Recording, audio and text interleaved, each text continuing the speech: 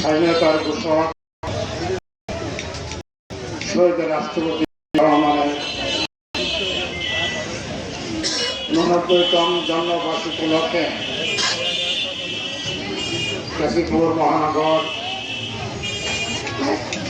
যুবদল, ভক্তদল, শ্রমিক দল, মহিলা দল কর্তৃক আয়োজিত কম্বল বিতরণ অনুষ্ঠানের সংগ্রামী সভাপতি আমার দীর্ঘদিনের রাজনৈতিক সহকর্মী ডাক্তার হোসেন উপস্থিত রয়েছেন। আমার আরেক প্রিয় সহযোগী এবং আমার দীর্ঘদিনের সাথী বন্ধু ডি কস্তা, বাংলাদেশ হিন্দু খ্রিস্টান সমিতির সভাপতি।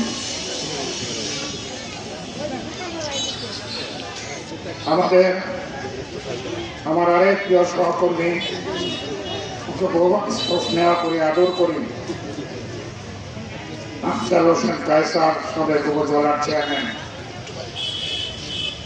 আমাদের আজিমুদ্দি কলেজের সংগ্রামী নেতা অধ্যাপক নজরুল ইসলাম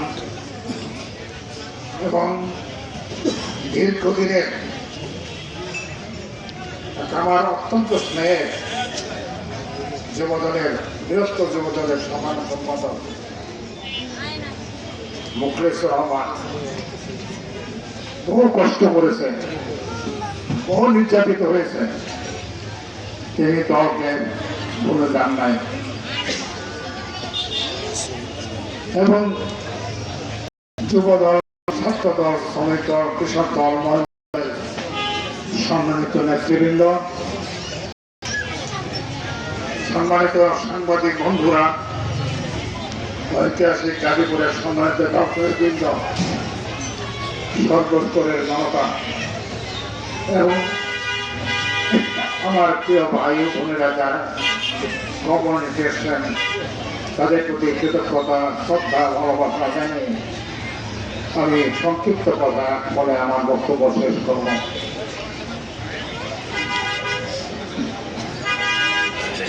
আজকে আমাদের গাজীপুরের ইতিহাস আছে, সেই ইতিহাস আমাদের বিএনপির লোকদেরও জানতে হবে আওয়ামী লীগ নেতাদের। আজকে আমি বহু আগে এইখানে একটা বক্তৃতা করেছিলাম, মোজাম্মেল হক সাহেব, আপনি আমাদের গাজীপুরের সন্তান, মন্ত্রী হয়েছেন, আমরা গর্বিত, আমাদের সন্তান, কিন্তু এমন কাজ করবেন না যা মরে গেলে আপনাদের ডিনার চোখে দেখে। তিনি আজকে কি বলেছেন? শহীদ জিয়াউর রহমান রাজাকার ছিলেন। এই নির্লজ্জ যত বড় মিথ্যা কথা ওটা দেশবাসীর সামনে বললেন, দেশবাসী কি ভাবে? রাজাকার তো ছিলেনই না। এবং আপনারা কি করেছেন?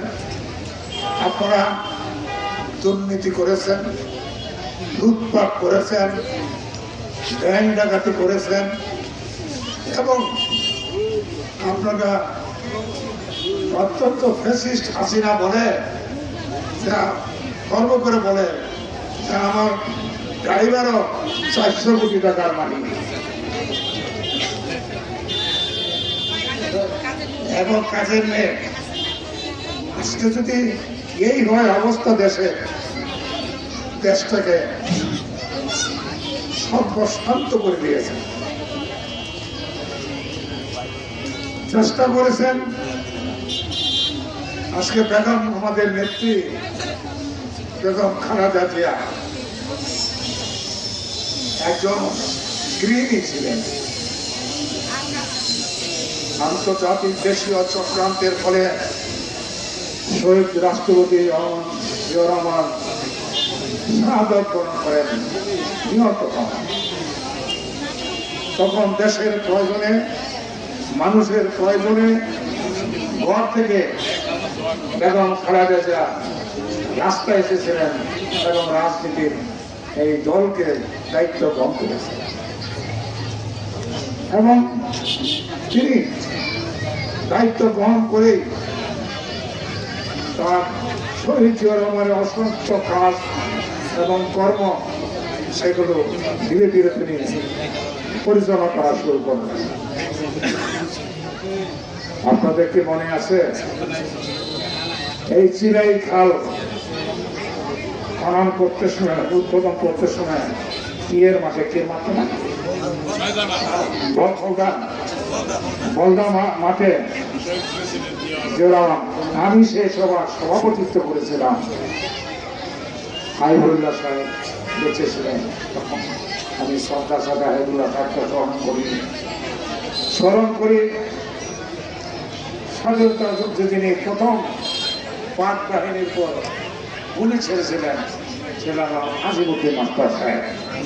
ও আওয়ামী লীগ তো আজকে পর্যন্ত ক্ষমতা থাকার সময় আজিমুদ্দিন সাহেবের জন্য একটা সভাও করেন নাই, একটা পুরস্কারের ব্যবস্থা করেন নাই। আজকে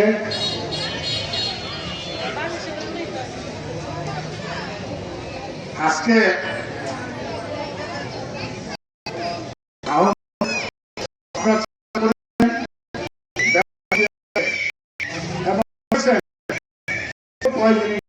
হত্যা করার জন্য রাখে আল্লাহ এবং আমাদের আগামী দিন দেশ এবং জাতির নেতৃত্ব দেবেন মেরে ফেলতে চেয়েছিলেন। আল্লাহ তাকে বাঁচাই রেখেছেন। এই জন্য রাখে আল্লাহ মারে কে